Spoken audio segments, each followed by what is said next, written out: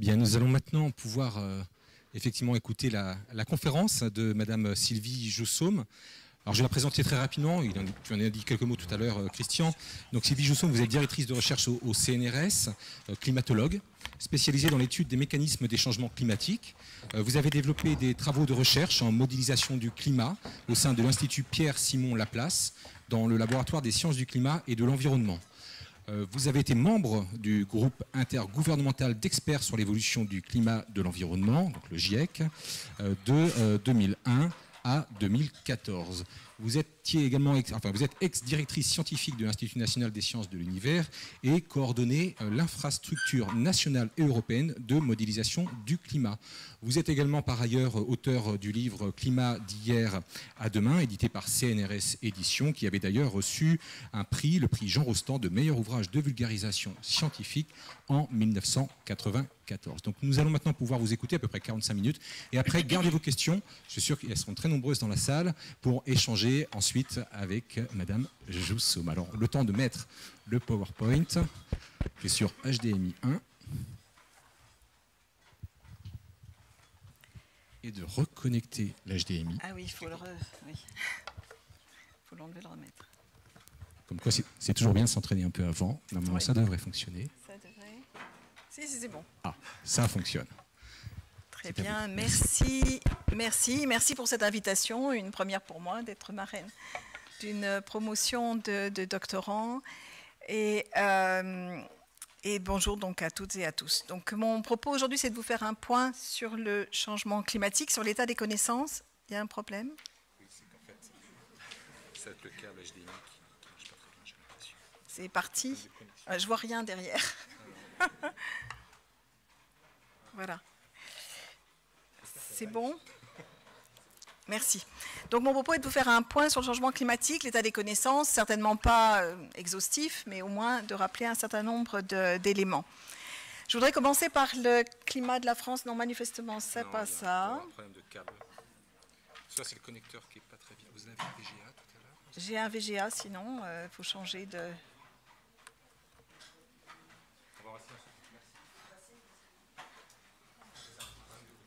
Bah, je sais pas. Bon, il y a toujours... pourtant, on a beau... Tout à l'heure, on a essayé, ça marchait. Hein. Ça marchait. Ça, il faut le changer là. Non, ça tient pas. Ça, c'est pas grave, je peux le faire là. Bon. Mon truc marche plus. Je sais pas, c'est ça qui le gêne. C'est peut-être pas le vôtre. Bon, sinon, ça... Alors, attendez, voilà. Bon, d'accord. Bon, si ça ne marche pas, on changera de technologie, l'autre adaptateur. Donc, je voudrais commencer par le climat de la France. En fait, avec... j'ai mis 2002, je voulais écrire 2022, déjà, première. 2022, qui a été un été très chaud, très sec, et avec de nombreux feux. Et vous montrer quelques cartes qui permettent de voir l'état. À gauche, c'est un indicateur de sécheresse qui est rassemblé par un nouveau service de Copernicus, c'est un service européen sur le changement climatique et qui donne un indicateur de sécheresse. Et vous voyez cet indicateur en France en août et en septembre. Et particulièrement, vous voyez que toute la région, tout le bord ouest de la France était particulièrement sec. Donc effectivement, je pense que vous avez tous expérimenté, enfin pu voir à quel point la sécheresse était importante en 2022. Vous avez à droite les indicateurs de feu et effectivement, en 2022, on a eu le feu dans les Landes, on a eu des feux même en Bretagne, et sans compter évidemment les régions plus habituelles comme le Portugal ou l'Espagne. Mais on voit bien qu'il y a une correspondance entre ces zones sèches et ces zones de feu. Et les feux sont effectivement un des risques associés au changement climatique. Donc ça, c'est une façon de le voir, de le ressentir. Autre indicateur très communément utilisé, la température. Météo France donne comme ça une évolution de la température. Il y a un problème derrière.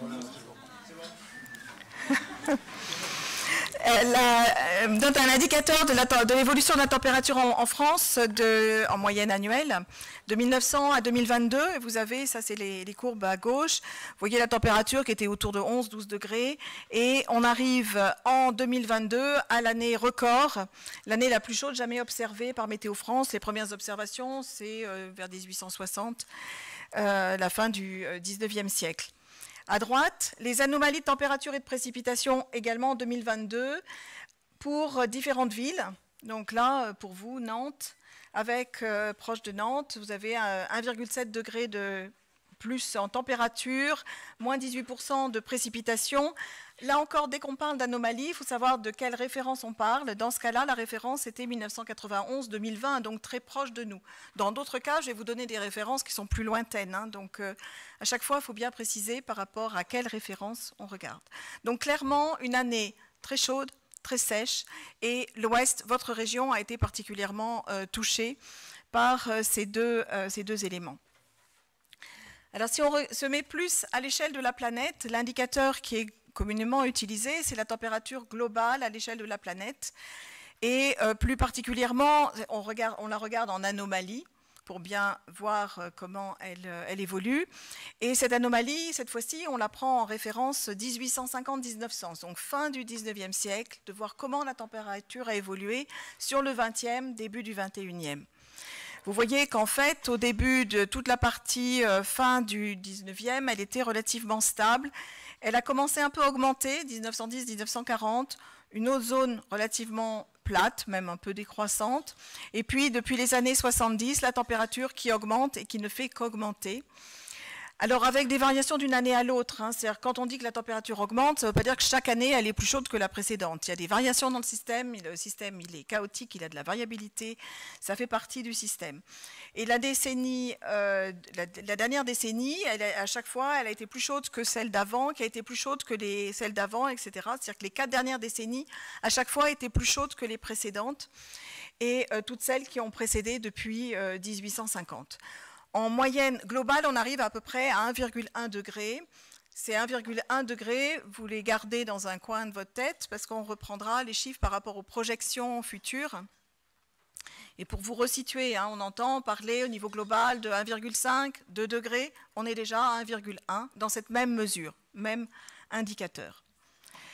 Alors ce réchauffement, il ne se voit pas que par la température, il se voit aussi dans beaucoup d'éléments du système climatique et en particulier en Arctique, dans la zone couverte par de la glace, qui est la banquise ou la glace de mer, c'est-à-dire une petite couche qui peut faire entre 1 mètre à 3 mètres d'épaisseur sur l'océan et qui en fait diminue, son extension qui diminue. Alors cette banquise, elle a un cycle saisonnier. En septembre, elle atteint son minimum annuel. Et vous avez au milieu, en violet, c'est la climatologie, enfin c'est la moyenne entre 1979 et 2000. Et vous avez en blanc l'extension qu'elle avait en 2012, qui était l'année particulièrement basse.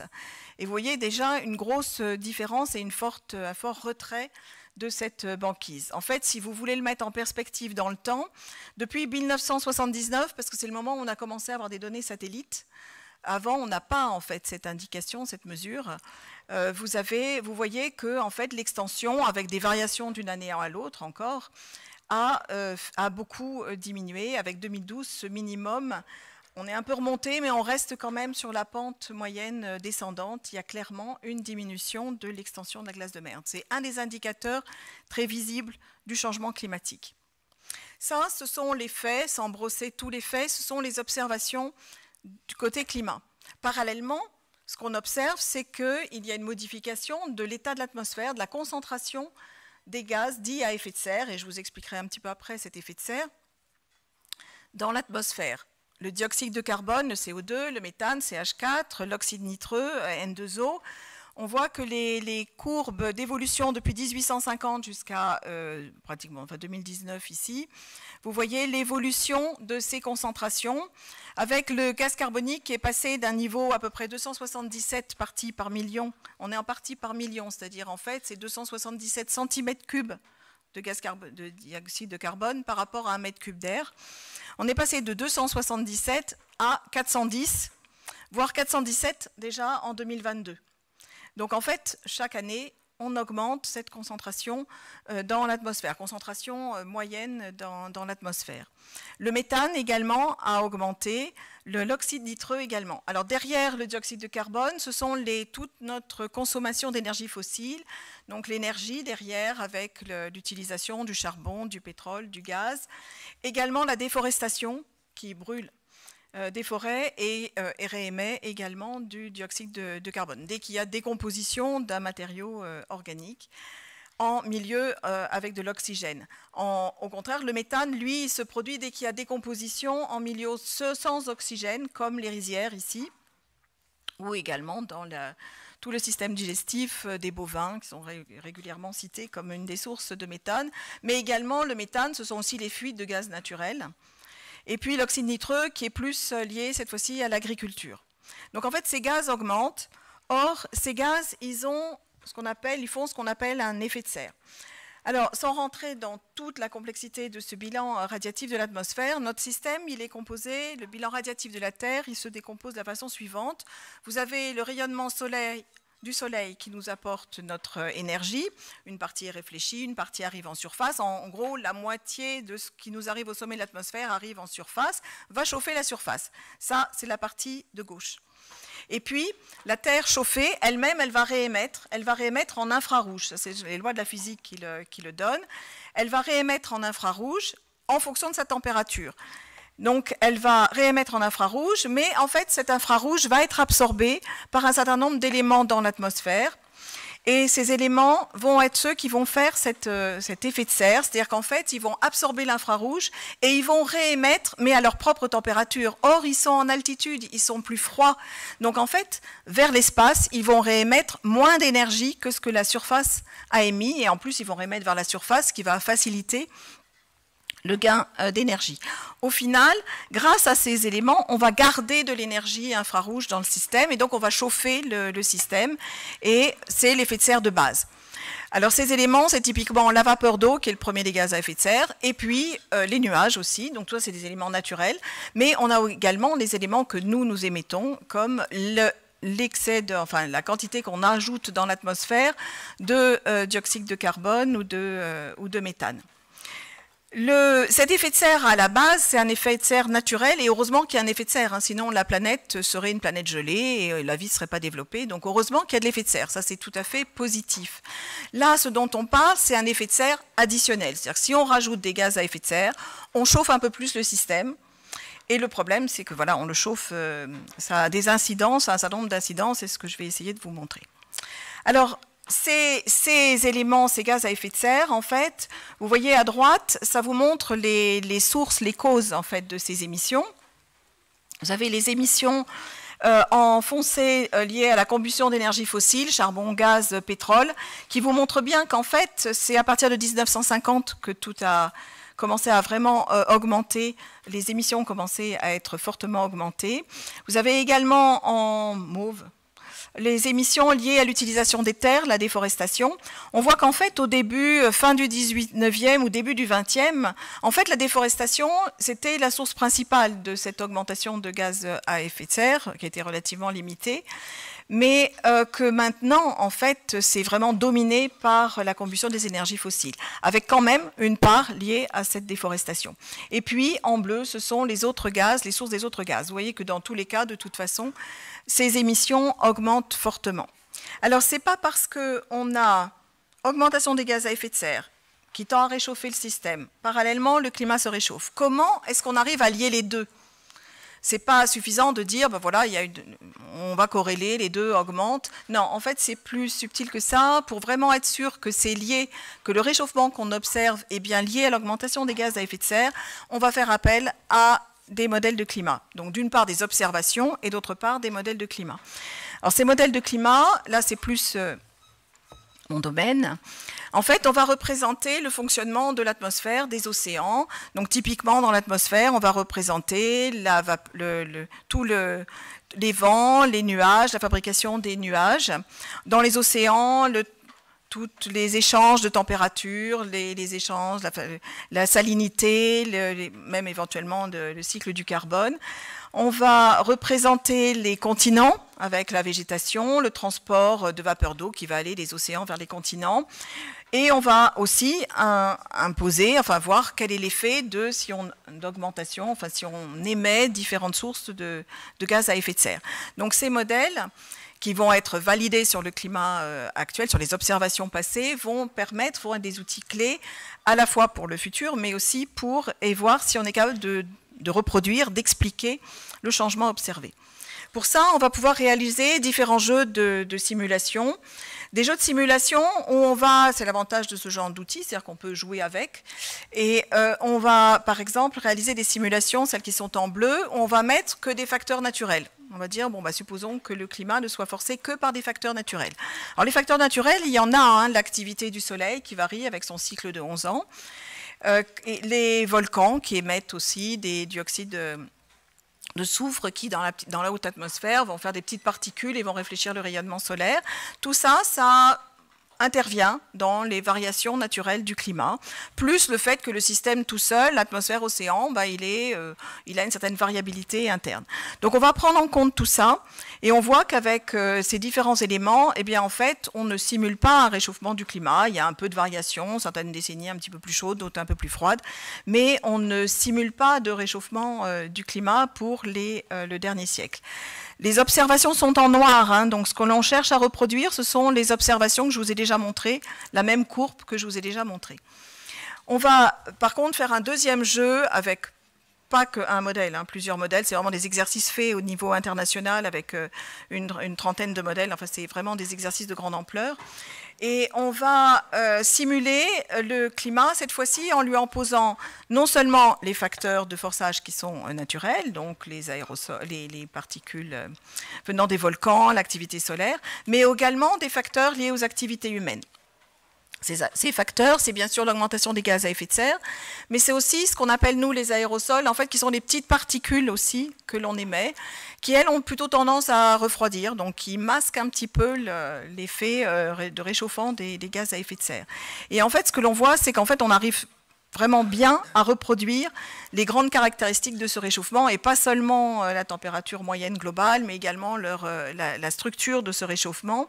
Et c'est vraiment cette concordance à la fois de compréhension de mécanismes et de capacité de reproduire et de comprendre à partir de ces modèles qui permet de conclure que l'influence humaine est sans équivoque, et que cette influence humaine a réchauffé l'atmosphère, mais pas seulement l'atmosphère, on la voit aussi dans les océans qui se réchauffent, et également les continents.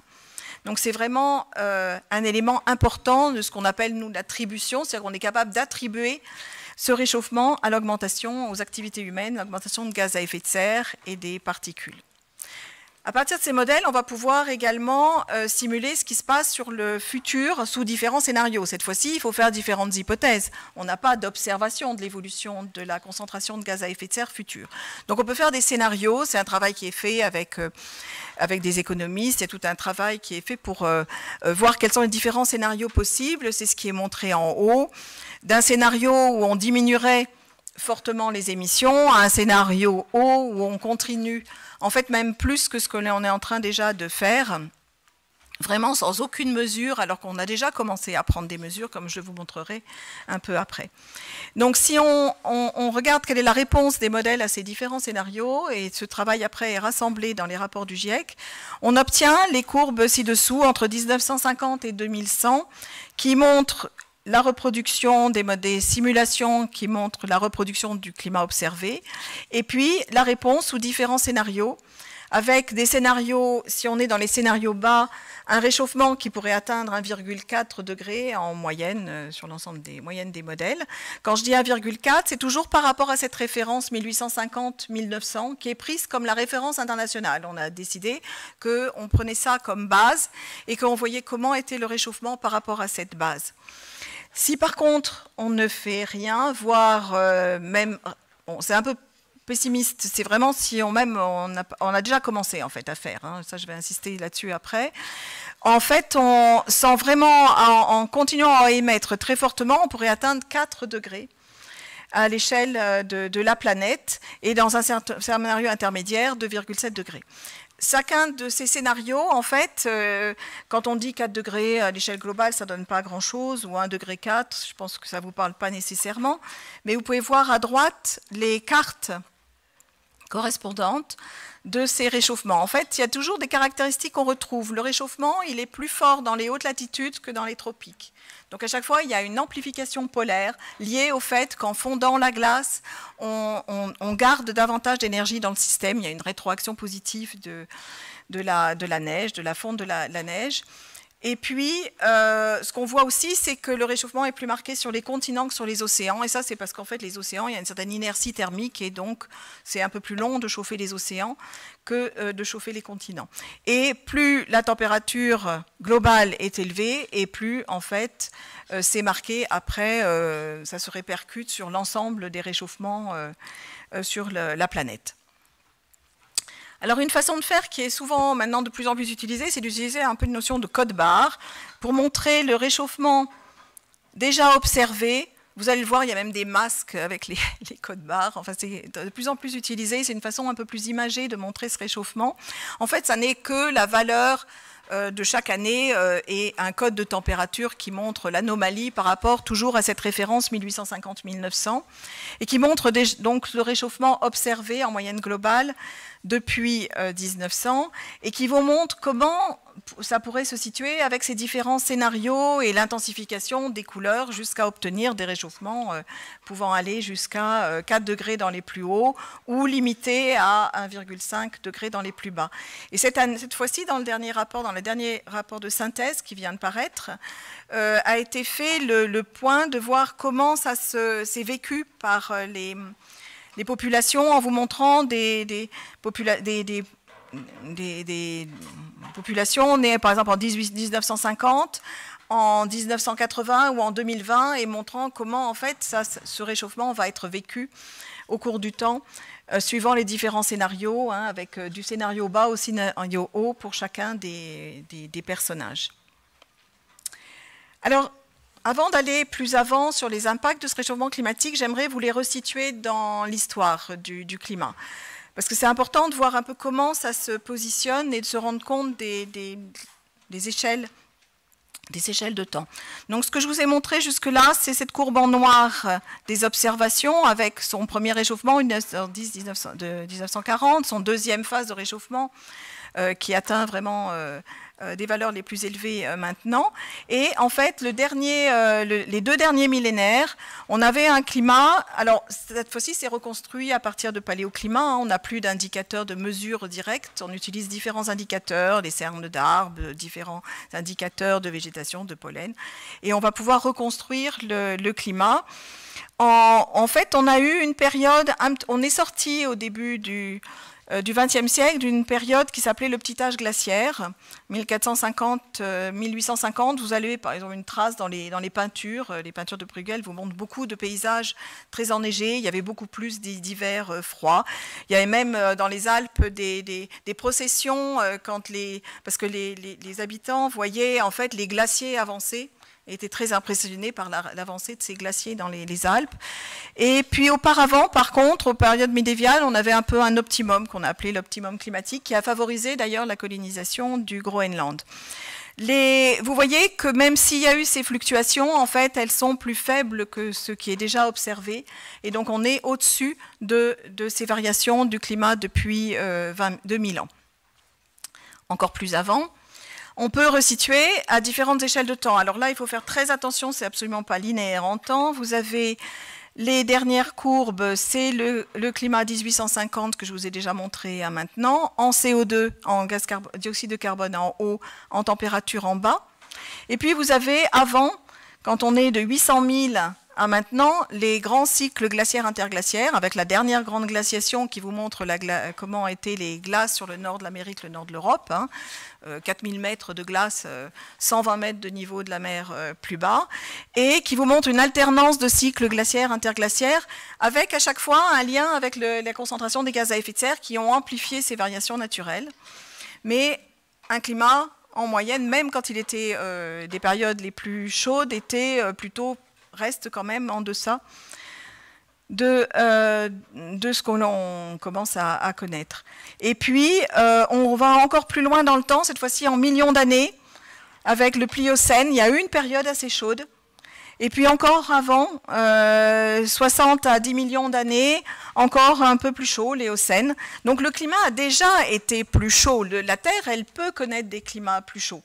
Sauf que dans ces cas-là, ça s'est produit quand on est sur ces échelles du million d'années par la tectonique des plaques, et une tectonique des plaques plus active a pu avoir par moment envoyé davantage de gaz à effet de serre dans l'atmosphère, et puis pour les cycles glaciaires interglaciaires, par le mouvement de la Terre autour du Soleil, avec amplification dans le système.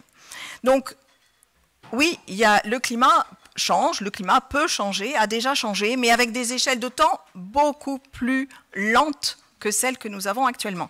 Et alors, à partir de là, c'est intéressant de resituer, nous, ce qu'on est en train de faire. Alors, en émissions de gaz carbonique et puis en température. Alors, ça va jusqu'à 2300, hein, plus que ce que je vous ai montré. Hein. On va au-delà, c'est des scénarios qui vont plus loin. Et vous voyez que c'est assez impressionnant, en fait, que même les scénarios les plus hauts, en 2300, on commence à atteindre des valeurs de cette période comme celle de l'Éocène. C'est-à-dire, on commence à atteindre, mais là, en 300 ans, ce qui s'est passé sur des millions d'années, des dizaines de millions d'années. Donc on est sur des échelles de temps qui n'ont plus rien à voir, mais on commence à atteindre des changements de très grande amplitude. On peut regarder les températures, celles que je vous ai déjà montrées, c'est celles en 2100 pour un scénario haut ou un scénario bas. C'est exactement les mêmes que je vous ai déjà montrées. Évidemment, si on va jusqu'en 2300, ça continue à s'intensifier. Et vous voyez qu'en fait, on commence à avoir une Terre rouge en 2300 dans les scénarios les plus hauts qui commence à ressembler fortement à celle d'il y a 50 millions d'années, en plein optimum, enfin maximum de chaud, mais avec des changements qui se sont passés beaucoup plus lentement, sans commune mesure avec ce qu'on est en train de faire. Alors, il n'y a pas que la température qui change. Qui dit changement du climat, dit changement des pluies. En effet, plus la Terre se réchauffe, plus le climat est chaud, plus, en fait, on a des précipitations. En fait, il y a un lien fort entre quantité de précipitations et température. En bleu, c'est là où il y a plutôt une augmentation de température, en jaune, où il y en a moins. Et vous voyez des grandes tendances. Plus la température s'élève et plus les contrastes sont marqués, avec plutôt un peu plus de précipitations au nord de l'Europe et par contre une zone sèche en zone méditerranéenne. Ça, c'est un signal qu'on retrouve systématiquement. Bon, après, dans les tropiques, comme c'est montré en pourcentage, il faut faire très attention. Quand on divise par 0, ça fait des grandes valeurs, mais ça n'a pas trop de signification. Il faut se méfier de cette zone où, en fait, on n'a pas de précipitation. Alors, qui dit changement climatique dit un certain nombre d'impacts, non seulement donc température, précipitation, mais aussi augmentation du niveau de la mer. Et vous avez ici l'évolution du niveau de la mer observée. On a à peu près une augmentation de 20 cm, ça reste pour le moment très limité. Et les scénarios qui montrent que dans les scénarios bas, on pourrait avoir, par rapport à 1900, atteindre 28 cm à 55 cm, voire à 63 cm jusqu'à 1 mètre. Pour les scénarios hauts. Alors le problème avec le niveau de la mer, c'est que ça ne s'arrêterait pas là et qu'il y a une inertie du système et qu'en fait ça continuera, même au-delà.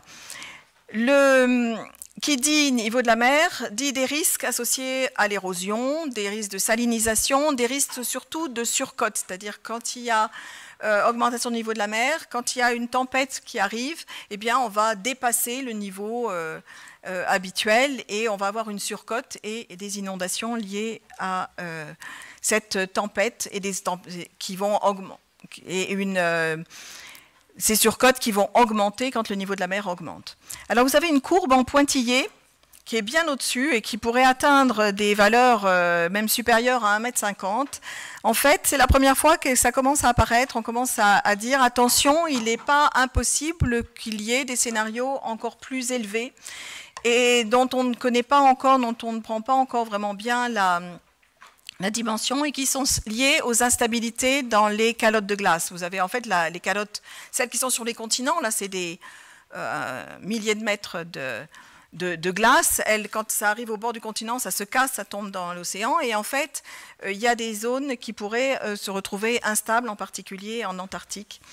Et des processus encore mal connus, pas pris en compte dans les projections et dont on s'inquiète aussi qu'il puisse y avoir éventuellement ce genre de phénomène. Donc, pas mal d'inconnus sur ce niveau de la mer. Alors, les risques, ce qui est utilisé souvent, sont apparus ces colonnes colorées qui sont des raisons de reasons for concerns. Je ne vais pas savoir comment le traduire en français, des raisons de préoccupation. Qui rassemble différents types de grands indicateurs. En fait, là à gauche, c'est la température, comme celle que je vous ai déjà montrée. Et vous avez en fait 5 colonnes. La première, ce sont les risques uniques d'espèces qui sont menacées. Vous voyez à chaque fois, quand c'est jaune, c'est un risque modéré. Quand ça devient orange, ça devient rouge, ça devient fort, et violet, très fort. Et en fait, vous avez les niveaux que j'ai marqués, 1,5 degré de réchauffement ou 2 degrés, et qui vous montrent dans tous les cas que plus on monte en température, plus on va vers les zones violettes. Alors avec des variations d'un risque à un autre, mais qui vous montrent que c'est l'ensemble un peu qui a mené à dire qu'on devrait limiter à 2 degrés, voire 1,5, parce que plus on monte, et chaque demi-degré compte, plus on monte, plus les risques augmentent. Alors ces risques, que sont-ils? La première colonne, ce sont les risques qui sont de menaces sur certains systèmes. Alors là, je vous ai parlé de la glace en Arctique. La glace qu'ils font, en fait, c'est une réserve pour les habitats, c'est un habitat pour les ours polaires qui sont souvent montrés d'ailleurs un peu comme un emblème, comme un symbole du changement climatique, parce qu'effectivement, il y a un certain nombre d'espèces qui dépendent de l'existence de cette banquise. D'autres espèces, les coraux. Alors là, les coraux, c'est vertigineux, en fait. Quand la température dépasse 28 degrés, il y a un phénomène de blanchiment des coraux. Et en fait, ils meurent. Et du coup, ils ne sont plus ces zones productives qui permettent plein d'espèces de se développer. Avec 1,5 degré, c'est 70 à 90% des coraux qui risquent de blanchir. Avec 2 degrés, on arrive à plus de 95%. Enfin, c'est vertigineux, hein. Les coraux, c'est absolument impressionnant. Donc, des systèmes qui sont déjà menacés et qui seront encore plus si le climat se réchauffe. Deuxième colonne, c'est tous les événements extrêmes, donc les vagues de chaleur, les inondations, les sécheresses, qui elles aussi augmentent quand la température augmente. Bon, là, je vous ai donné l'exemple d'une photo de canicule. Troisième colonne, c'est la répartition des impacts qui est assez différente suivant les zones et en particulier pour l'agriculture.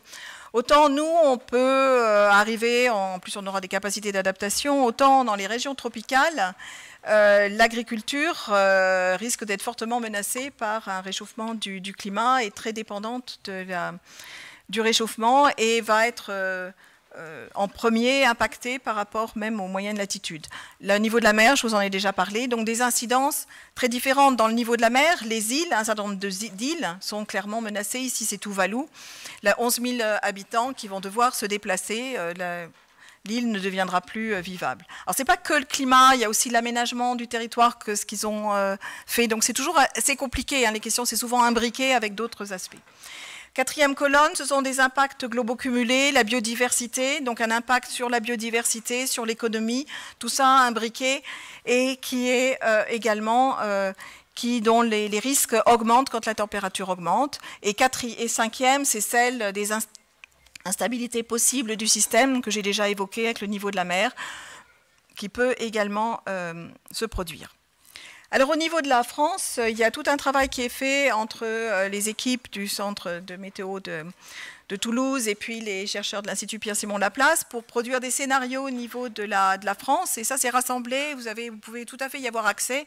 Dans un dernier document, ça s'appelle DRIAS 2020, et vous avez accès à un certain nombre de résultats sur la France. Ici, le nombre de nuits tropicales, qui vous montre la situation actuelle où essentiellement ces nuits où la température minimum est supérieure à 20 degrés, c'est essentiellement le sud de la France. Et puis 2021-2050, ça commence à se répandre plus. Et 2071-2100, vous voyez que même la région Pays de Loire est impactée. Alors là, on est dans le scénario le plus haut. Mais vous avez aussi accès à le nombre de jours pour ces risques de nuit tropicale, également pour d'autres scénarios. Sur les zones, les sécheresses, vous avez ici le nombre maximum de jours consécutifs sèches, c'est-à-dire le nombre de jours où il y a un déficit de précipitation en été, la moyenne 76-2005, dans votre région à peu près une dizaine de jours dans l'année.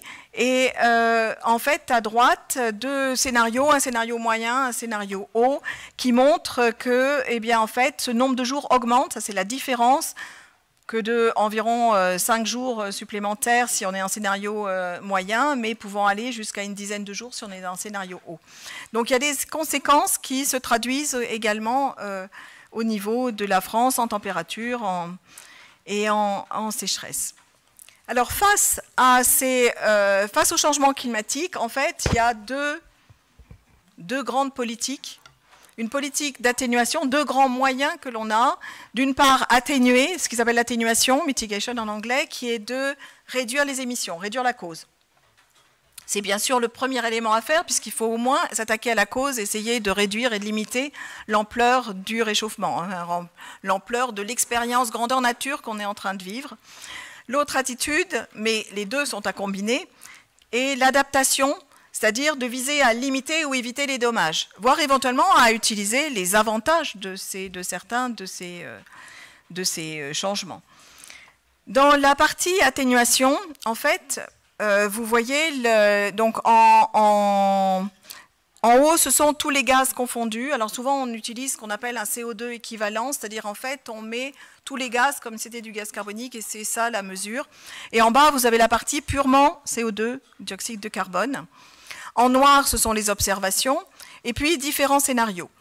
Alors, en fait, si on veut réduire, si on veut limiter à 1,5 et 2 degrés, j'espère que vous allez avoir montré qu'on a intérêt à limiter à 1,5 ou 2 degrés, puisque plus on monte et plus les impacts sont importants. Si on veut limiter à 1,5 ou 2 degrés, ben en fait, il n'y a pas 36 solutions, il faut diminuer. Les courbes sont drastiques, il faut fortement diminuer. Et en niveau de CO2, ça veut dire pour 1,5 degré, milieu du 21e siècle, 2050, il faut arriver pratiquement à 0 émission de CO2. Si on attend un peu plus, si on diminue plus lentement, 2,2 degrés, c'est plutôt 2075. Mais de toute façon, si on veut réduire, si on veut limiter le réchauffement, il faut réduire les émissions. Vous avez en fait, ce que je trouve très intéressant, c'est de voir aussi la partie rouge là. En fait, ce sont les politiques qui sont mises en place en 2015. Il y a eu la COP 21 à Paris, l'accord de Paris, et les pays ont décidé tous ensemble de limiter à 2 degrés, voire 1,5. Bon, après, c'est pas si facile que ça à réaliser, hein. Et ont commencé à mettre en place ce qu'ils appellent alors les NDC en anglais, les contributions volontaires nationales, avec l'idée qu'ils faisaient une première proposition, enfin une première contribution, et puis que régulièrement, ils allaient les mettre à jour et qu'on ferait le point tous les 5 ans. Donc en fait, ces courbes rouges prennent en compte ce qui a déjà été implémenté au point de vue politique, et on atteindrait plutôt 3,2 degrés. Donc en fait, il y a déjà des politiques qui sont mises en place, hein. Certes, on est loin du 1,5 ou 2 degrés, c'est plus que ça, mais qu'il faudrait faire. Et même jusqu'en 2030, ça pourrait même aller être toute la barre là qui est visible. Donc en fait, et si on arrive à faire vraiment bien ces NDC, ces contributions volontaires, jusqu'en 2030, puis qu'après on reste constant, on arriverait à 2,8 degrés. Donc en fait, on a déjà commencé à amorcer clairement, on n'est plus dans le 4 degrés, mais on reste autour de 3 degrés pour le moment. On n'est pas encore baissé assez pour arriver à limiter à cette cible d'1,5 et 2 degrés. Mais ça bouge régulièrement, on sent qu'il y a quand même une volonté des pays, c'est loin d'être facile, mais on commence à aller dans ce sens-là. Certes, un peu tard, mais bon, le GIEC, ça a commencé en 90, donc ça a mis 30 ans. C'est long d'arriver à passer de la recherche à la décision politique et à un changement de société. Il y a encore plein d'étapes, plein de pas à faire, mais il y a déjà un grand pas qui a commencé. L'autre, sur l'adaptation, ça veut dire qu'il faut comprendre le côté aléa climatique, c'est-à-dire ce qui se passe, les changements possibles, mais aussi comprendre à quel point les populations sont exposées à ces aléas et à quel point elles sont vulnérables. Et c'est ça qu'on appelle l'adaptation. Le risque, c'est de prendre en compte ces trois dimensions. Pour vous donner un exemple, alors là, je suis plutôt d'abord sur l'atténuation, excusez-moi, puis après sur l'adaptation. Pour vous montrer plus clairement sur l'atténuation d'abord et l'adaptation ensuite, là, vous avez en fait au niveau mondial, hein, ce n'est pas des chiffres juste pour la France, vous avez en fait les émissions en milliards de tonnes par an, du CO2 équivalent, hein, donc c'est l'ensemble de tous les gaz. Vous avez en fait la quantité, on émet à peu près 40 milliards de tonnes par an pour la partie dioxyde de carbone. Et puis avec les autres gaz, on atteint plutôt 55 milliards de tonnes par an. Et vous voyez, en fait, là, on a une grande partie, c'est l'électricité, en rouge, en violet le transport, en bleu l'industrie, en bleu foncé les bâtiments, en vert la partie de l'agriculture, et en gris tous les autres gaz, tous les secteurs qui émettent d'autres gaz que le CO2. Et puis, pour arriver, ça c'est 2019, si on veut faire du zéro en émissions de CO2, eh bien, il y a différents scénarios qui sont regardés, et vous voyez, chacune de ces barres, ce qu'il faut qu'elles deviennent dans ces différents scénarios, c'est impressionnant. Et en plus, pour y arriver, pratiquement, il faut aussi faire ce qu'on appelle des émissions négatives. C'est-à-dire qu'il va falloir émettre, quand on va émettre, par exemple, on va brûler de la biomasse. Donc au départ, on a une source naturelle de carbone, on va la brûler, mais quand on va la brûler, on va stocker le produit, le CO2 qui est produit, ce qui fait qu'on va enlever ce CO2. Et progressivement, on peut arriver à faire ces émissions négatives. Hein. Il faut arriver à enlever ce CO2, le stocker, pour arriver à faire des émissions négatives. Parce qu'on ne pourra pas tout éliminer, il y aura toujours des émissions restantes, et donc il faut il va falloir nécessairement faire appel à ce stockage. Donc en fait, si on veut réduire, il faut consommer moins d'énergie, réduire l'intensité en gaz à effet de serre des émissions, produire une énergie décarbonée, réduire les émissions et accroître les puits de carbone dans les secteurs liés à l'utilisation des terres. Et en plus, pour les émissions négatives, il faudra développer les technologies qui permettent de capter le CO2 et d'arriver à l'enfouir. Ça commence à exister, pour le moment, ce n'est pas rentable encore, mais ça commence à exister et ça se développe. Pour l'atténuation, je voudrais reprendre le niveau de la mer. Avec les risques différents, là, ce que vous avez en donné sont les différents niveaux de la mer, avec les émissions eau en rouge, les émissions basses en bleu. Et vous avez différentes zones, des zones côtières de zones de pays riches. Ça, c'est la partie première colonne. Deuxième colonne, les régions tropicales dans les deltas, avec de l'agriculture dans des zones de delta, les communautés arctiques en troisième, et des atolls ou des régions urbaines dans des îles. La première colonne, c'est sans adaptation, et évidemment, le risque augmente quand on augmente le niveau de la mer. La deuxième colonne, c'est avec adaptation. Donc, on peut réduire fortement le risque avec adaptation. Dans le cas des villes riches, en fait, ça se fait essentiellement par une réponse locale, c'est-à-dire en implémentant des systèmes de digues et d'arriver à protéger les côtes, retirer les zones d'habitation. Enfin, il y a tout un aménagement qui peut être fait. Si on regarde la dernière colonne dans les atolls, vous voyez déjà que le risque il est beaucoup plus élevé que dans la partie des régions riches, côtières, et que même avec de l'adaptation, le risque reste élevé, et qu'en plus, ce risque, il y a du vert là qui sont la réponse locale, mais vous avez aussi, vous voyez apparaître cette zone un peu vert clair. En fait, ça veut dire qu'il faut délocaliser les gens. C'est-à-dire, en fait, l'adaptation, c'est carrément, les gens, ils doivent quitter leur atoll.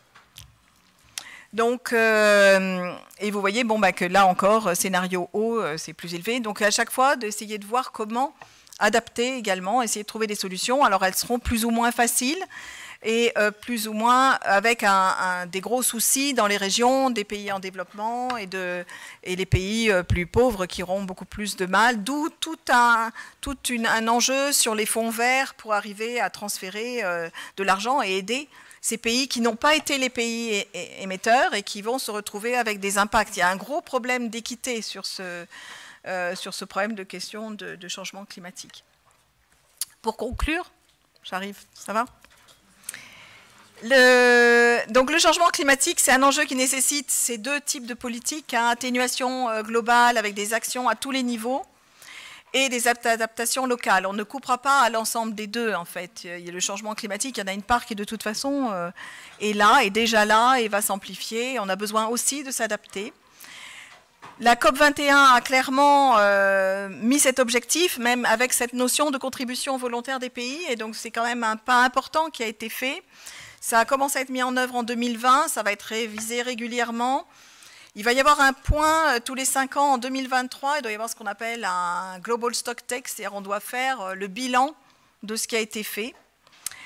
Et confronter à la fois les volontés et ce qui est vraiment fait. Et vraiment, de nombreux pays sont embarqués là-dedans et ce n'est pas encore assez, mais ça avance, ça commence déjà à avancer. Donc, dans les rapports du GIEC, ils insistent sur le fait que chaque demi-degré compte et effectivement, vous voyez qu'à chaque fois qu'on monte, ça a un impact de plus en plus fort. On a cet enjeu de la neutralité carbone en 2050. Et j'ai envie de dire, en fait, que dans tout cet enjeu, en fait, un point très important, en fait, ça va être notre capacité d'innover, notre capacité soit de citoyens, mais aussi de chercheurs. Et pour les nouveaux doctorants, je pense que c'est un point aussi, ça va être aussi un des enjeux auxquels vous allez avoir à faire face, que vous soyez dans la recherche ou que vous soyez dans le monde de l'entreprise, vous avez aussi votre rôle à jouer, vous pouvez apporter votre capacité de recherche, votre capacité de connaissance, d'innovation. On a besoin d'innover, d'inventer notre transformation et de façon à pouvoir faire face au mieux à ce changement et limiter l'ampleur pour l'ensemble du bénéfice de la planète. Je vous remercie.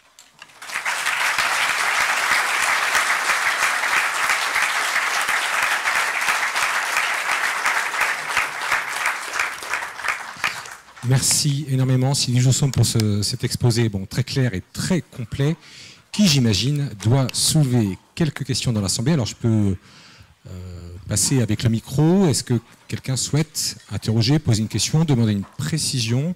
N'hésitez pas, on peut prendre un petit peu de temps pour un échange.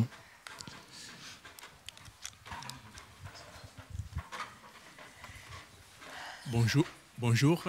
Merci pour cette présentation très intéressante. Je ne suis pas du tout dans la thématique, donc peut-être je poserai des questions, si vous voulez, banales. Donc je serais intéressé à savoir plus à propos des émissions négatives. Est-ce qu'il a un rôle aussi au niveau du végétal, donc des plantes, par exemple? Oui, en fait, actuellement, dans ce qu'on émet, il y en a la moitié qui est déjà nettoyée par les océans et par les plantes sur les continents. Donc en fait, la nature arrive déjà à nettoyer une partie de ce qu'on émet. Mais il n'empêche que la moitié qui reste, c'est quand même ce qui fait le réchauffement qu'on observe. Voilà, ça pourrait être pire. Et en fait, un des enjeux, c'est d'accroître ce puits de carbone et de voir comment on peut... il y a des collègues qui travaillent sur ces aspects plus d'agriculture, peut-être changer les pratiques de labour, on peut envisager de stocker différemment, enfin d'améliorer le stockage, soit par l'agriculture, soit par évidemment la reforestation, c'est un des points, arrêter de déforester, enfin voilà, il y a tout un tas, oui, les écosystèmes ont leur rôle à jouer très clairement, c'est clairement un des éléments pour les puits de carbone. Après, si on est c'est vraiment à un moment donné le problème la végétation après en circuit. Quand ça se renouvelle, c'est neutre en fait en bilan carbone, puisque vous allez reprendre quand ça va se redécomposer, vous allez relarguer le CO2. Donc en fait, dans ces émissions négatives, c'est aussi beaucoup de trouver des technologies de capter le CO2. On parle de plus en plus d'avoir des idées pour utiliser le CO2, donc l'utiliser tant qu'à faire, si on peut. Donc là, il y a plein de technologies à faire, à trouver. Et puis, sinon aussi de le stocker, de refaire un peu l'inverse de ce qu'on a fait en fait. Hein. Ce qu'on utilise, c'est de l'énergie fossile qui a été des végétaux ou des êtres vivants dans le passé, bon, à l'échelle de millions d'années, très lointain. Et nous, on les relargue. Là, en fait, il faudrait qu'on arrive à remettre, à restocker, à faire l'inverse, à réenfouir. Merci beaucoup. Excusez-moi, je me permets une autre question. Et je n'ai pas compris pourquoi il y a un effet dishomogène entre le chauffement et l'effet sur la sécheresse en particulier. Donc pourquoi, disons, la sécheresse augmente dans les Méditerranéens et par contre, donc, il y a une diminution dans d'autres régions. Alors ça, c'est lié à la circulation. Ça, c'est lié à la circulation atmosphérique, en fait. Hein, donc c'est vraiment si vous avez la pluie va arriver par le passage par exemple des dépressions. Si vous déplacez la zone de passage des dépressions, vous allez déplacer la zone de pluie. Donc en fait, si vous avez moins de formations de basse pression et de situations qui vont apporter de la pluie, vous allez avoir cette réduction. Et au contraire, si vous avez des précipitations, enfin la zone qui passe plus au nord de l'Europe, vous allez avoir plus de pluie. En fait. Donc c'est vraiment lié à la circulation atmosphérique. Une question au fond, par ici. Je passe le micro. Merci beaucoup pour cette présentation claire. J'entends pas. J'avais une question sur l'électricité, parce qu'en fait, dans les causes principales du réchauffement, il y a l'électricité. Comment on peut agir pour réduire notre consommation électrique? Parce que j'ai plutôt l'impression qu'on augmente plutôt qu'on réduit. Alors, en fait, le problème... Alors, c'est... Oui. Il faut arriver à produire de l'électricité décarbonée. Effectivement, l'électricité, la consommation va plutôt augmenter parce qu'en fait, un des objectifs, c'est de basculer la partie transport, où là, pour le moment, c'est fait avec du pétrole, d'arriver à le basculer en électrique. Donc, la consommation d'électricité va augmenter. Mais l'idée, c'est de l'augmenter en fabriquant de l'électricité décarbonée. Donc, en France, dans notre cas, le nucléaire joue un rôle, clairement, hein, parce que c'est une énergie qui n'émet pas de carbone. Mais après, on a aussi toutes les énergies renouvelables avec, on va se retrouver avec l'hydraulique, qui joue un rôle important, hein, les barrages, l'éolien, en particulier l'éolien en mer, qui est plus stable que l'éolien sur terre, moins variable, les vents sont plus stables. Donc ça va se développer hein, le long des côtes. Alors avec une acceptation plus ou moins bonne, mais ça va se développer. Et puis la partie solaire. Donc l'enjeu, c'est d'arriver à pouvoir avoir... Oui, on va consommer plus d'électricité, mais avec de l'électricité décarbonée. C'est ça l'objectif. Alors rapidement, parce qu'il y a beaucoup de questions. Juste, je complète, en fait, ces petits téléphones portables, là, tout ce qu'on échange à travers nos petits téléphones portables qui génèrent énormément de stockage, d'images, et qui sont aussi coûteux en énergie. Donc tout ça, ça va plutôt en augmentant. Oui, le numérique augmente aussi. En même temps, l'objectif, l'enjeu, c'est d'arriver à faire cette transformation de la société sans nécessairement rejeter le progrès. Hein. Je pense qu'il faut qu'on fasse attention. On ne va pas nécessairement revenir. Je pense que c'est pas si facile. Oui, je crois pas que ce soit l'objectif de revenir en arrière, parce que le numérique apporte aussi beaucoup d'éléments positifs. Donc c'est compliqué, hein, mais oui, il faut aussi qu'on se rende compte d'essayer d'en faire la consommation la plus raisonnée. Mais oui, on va consommer plus d'électricité, c'est sûr, hein, mais il faut arriver à la faire avec le renouvelable qui augmente. Mais le problème, c'est que le renouvelable, l'hydraulique, on le contrôle bien, le solaire et l'éolien, c'est plus compliqué à bien contrôler. Il y a des moments... d'intermittence, c'est des moments où s'il n'y a pas de vent, on peut se retrouver sans énergie. Donc il y a besoin d'un ensemble de différentes approches combinant, d'où en France le rôle du nucléaire. Hein. Une nouvelle question ici. Merci beaucoup. 3 questions, 2 directement dans votre domaine, et puis peut-être que la troisième, vous aurez des éléments aussi. Quel est votre point de vue sur le concept de zéro émission nette? Donc, vous avez parlé de captation, de compensation, etc. Deuxième question, j'ai lu dans des écrits sérieux, mais je ne n'ai plus la source exactement, que si tous les glaciers fondent, c'est une hausse de 65 mètres du niveau des mers. Je n'ai pas lu ça sur un blog de rigolo, mais je me demande si c'est pas Shift Project, un truc comme ça. Et ça m'a rappelé la question de la part entre la dilatation des océans liée au réchauffement et la fonte des glaces. Donc, qu'est-ce que vous pouvez nous dire là-dessus? Est-ce que ce chiffre est complètement réaliste? Et troisième question, sur le milliard de personnes dont le GIEC annonce qu'ils ne pourront plus vivre où ils sont, est-ce qu'on a une idée assez précise de la répartition de cette population sur la Terre? Merci. Beaucoup de points. Alors, je vais... pour la deuxième, on a le Groenland, c'est à peu près 7 mètres. Et l'Antarctique, je crois que c'est autour de 60 mètres, ça doit être à peu près ça, l'ordre de grandeur. On n'a aucun plan qui dit que ça va fondre, tout va fondre. Hein. Là, je ne sais pas où est-ce qu'ils sont allés chercher ça. Hein. On va pas. Il faudrait déjà le Groenland pourrait, si on a une température élevée et pendant plusieurs siècles, on va faire fondre une partie du Groenland. Mais ça prend du temps. C'est pas quelque chose. Enfin, il faut vraiment faire assez attention. Et l'Antarctique, pour le moment, il est plutôt. Alors, le risque qu'on a, c'est que l'Antarctique, en fait, il peut plutôt même grossir un peu parce qu'en fait, la température reste quand même assez froide et s'il y a un peu plus de neige qui tombe, il grossirait un petit peu. Sauf que le risque qu'on a, c'est la partie antarctique de l'Est qui, elle, repose en partie sur l'océan et pourrait en fait lâcher. Un gros bloc pourrait lâcher. Et là, c'est 6 mètres. Donc, effectivement, les risques, c'est instabilité de l'Antarctique de l'Est, 6 mètres. Là, on pourrait se le prendre d'un coup. Si on ne sait pas... Je ne sais pas très bien, enfin dans les paléoclimats, je n'ai pas regardé ça récemment, donc je ne sais pas si c'est... je pense que c'est déjà arrivé en fait, qu'on ait des instabilités de l'Antarctique de l'Est. Pour le moment, on pense que ça ne va pas arriver, mais c'est une question. Et sinon, c'est fonte du pourtour du Groenland, mais si on reste à une température élevée pendant un certain temps. Voilà. Mais on ne va pas fondre l'Antarctique comme ça. Hein. Non, ça... voilà, là c'est 4000 mètres de glace et ça reste à des températures très froides.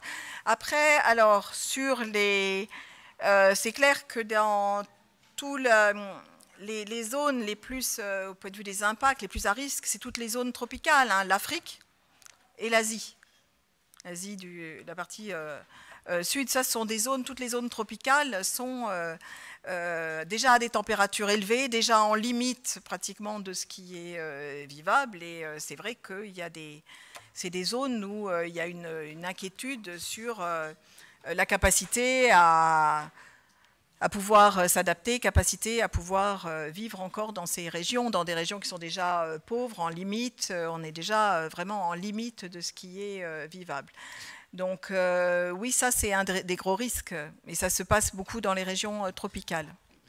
Après la première question, je ne suis pas trop sûre d'avoir bien compris la question en fait. C'est comment on fait pour arriver à zéro? Le concept de zéro émission. Non mais je suis moi assez critique sur l'idée de zéro émission nette. C'est l'idée qu'on peut continuer à produire du CO2, mais c'est pas grave puisqu'on va soit le compenser, soit à terme le stocker. Vous avez parlé des techniques de stockage. Non, c'est pas tout à fait ça. C'est que on pense qu'il y a un certain nombre de secteurs où on ne pourra pas éliminer. C'est pas qu'on ne veut pas l'éliminer, c'est qu'on ne pourra pas l'éliminer et que du coup, un des moyens de compenser, c'est d'arriver à le stocker. Donc on arrivera à... C'est une façon d'atténuer, hein, de faire c'est de l'ingénierie, hein, de la géo-ingénierie pour arriver à limiter. On ne peut pas nécessairement se passer complètement d'émissions. C'est ça en fait qu'il y a à dire derrière. On peut peut-être prendre encore, alors pour pas trop retarder dans le planning, une ou deux questions. Je vois une main qui se lève devant, je crois. Non? Oui, il y avait là. Guy, c'est ça? Tu voulais poser une question? J'arrive, parce que c'est enregistré. Donc, le temps que je descende, il fait chaud, j'y vais doucement. C'est le réchauffement amphimatique. Bon, il y a des fois, je l'ai fait, il neigeait. Hein, donc c'était un peu plus difficile de convaincre. Ouais. Fixer le CO2, c'est quelque chose que les plantes savent très bien faire. Et elles utilisent pour ça l'énergie du soleil. Est-ce qu'on peut fixer du CO2, je voudrais dire artificiellement, nous, de notre propre volonté, avec des processus industriels qui ne nécessitent pas d'énergie? Parce que si on a besoin d'énergie, nécessairement, il faut aller la chercher, et ça réchauffe l'atmosphère. Oui, alors d'une certaine façon, c'est ce qu'on fait avec la partie usage des terres, hein, d'arriver à stocker par les plantes. Comment est-ce qu'on peut faire? J'en sais rien. Faut trouver... Et alors, voilà. une autre question très rapide. Vive la recherche de demain, Mais il faut trouver d'autres solutions. On s'occupe de l'adaptation, pas de l'atténuation. Une autre question très simple. Est-ce qu'il y a des prévisions par rapport au côté santé humaine en fonction des différents scénarios qui ont été envisagés? Alors la santé, c'est un des impacts importants, c'est un des enjeux importants. On a les aspects sur tout ce qui est canicule, avec des risques d'augmentation des maladies cardiovasculaires, des maladies respiratoires. Donc il y a un certain nombre de chiffres qui sont donnés. Il y a les risques, il y a plein de risques autour de la santé, parce qu'on a aussi les risques de maladies émergentes, les risques de déplacement des maladies, avec le risque de déplacement de la dengue. Alors, les moustiques tigres ne sont pas arrivés chez nous par le réchauffement climatique, mais ils s'y trouvent très bien, ils trouvent des conditions qui leur vont bien, et donc ils risquent de se propager vers le nord, et d'autres maladies qui pourraient être émergentes. On a des risques avec les crises, on a des risques avec les crises d'avoir également des systèmes de santé qui collapsent, enfin qui ne fonctionnent plus, hein, qui posent des problèmes, des problèmes de santé mentale suite aux crises et aux famines, aux migrations. Enfin voilà, donc il y a énormément la santé. Il y a toujours dans le groupe 2 un chapitre sur les aspects santé. Et oui, c'est une préoccupation. Et oui, c'est par contre un sujet où je pense qu'il y a encore beaucoup de choses à faire sur climat et santé, en particulier climat, écologie et santé, parce que les trois sont très liés, voire climat, écologie et social, en fait. Climat, écologie, santé, social, en fait. Comment comportement. Donc c'est l'ensemble. Là, il y a un bloc de connaissances et d'interdisciplinarité à développer. Allez, une dernière question. Je suis remonté par ici, de ce côté-là. La dernière question, elle est pour vous. Bonjour madame, c'est un peu le météorologue qui parle, hein. Et quand on parle de mesures, on parle d'incertitude. Est-ce qu'au niveau du GIEC, on se pose la question? Beaucoup, beaucoup, beaucoup. Si vous regardez le rapport, vous avez 2 niveaux d'incertitude. Alors vous allez retrouver les probables, très probables, tout est défini très précisément. Et vous avez un deuxième niveau d'incertitude qui est la confiance dans les résultats, parce que si en fait on a un résultat qui montre quelque chose avec une très bonne précision, mais qu'il n'y a qu'une étude, on aura moins confiance que s'il y a pas mal d'études. Donc il y a ces 2 niveaux. Tout ce qui est incertitude, c'est très, très calibré au niveau du GIEC. Ils y font très, très attention. Ça donne même des fois un langage assez lourd, hein, le very likely with high confidence. Vous allez avoir des trucs, voilà. Mais c'est très, très calibré. Je pense qu'on peut vous remercier et vous applaudir pour votre intervention.